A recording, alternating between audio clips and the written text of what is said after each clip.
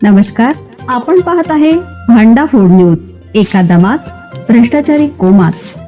Social media, कर्जबाजारी, गुन्हेगारी, सट्टेबाजी, चोरी, मटका, जुगार, दारू, सावकारशाही, न्यायाच्या प्रतीक्षेत प्रशासन. भांडाफोड न्यूज. एका दमात भ्रष्टाचारी कोमात.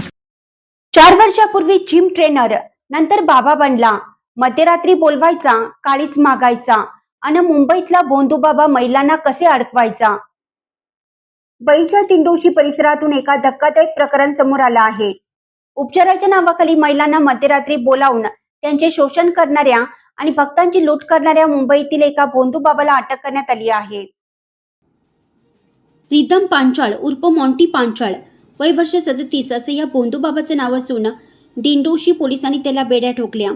भाजपचे माजी नगरसेवक ॲडव्होकेट सिद्धार्थ शर्मा यांच्या सतर्कतेमुळे या बाबाचे भिंग फुटले आहे. आतापर्यंत 60हून अधिक पीडितांनी या प्रकरणी तक्रार दाखल केली आहे. सिद्धार्थ शर्मा यांनी दिलेल्या माहितीनुसार रिदम पांचाळचे आयुष्य 4 वर्षापूर्वीपर्यंत एका सामान्य जिम ट्रेलरप्रमाणे होते. मात्र झटपट पैसे कमावण्याच्या हव्यासापोटी त्याने बाबा बनण्याचा मार्ग निवडला. लोकांच्या अज्ञानाचा आणि अंधश्रद्धेचा फायदा घेत त्याने मालाडमधील एका मोकळ्या मैदानात दर गुरुवारी आणि शनिवारी रात्री 8 ते सकाळी 7 वाजेपर्यंत दरबार भरवण्यास सुरुवात केली.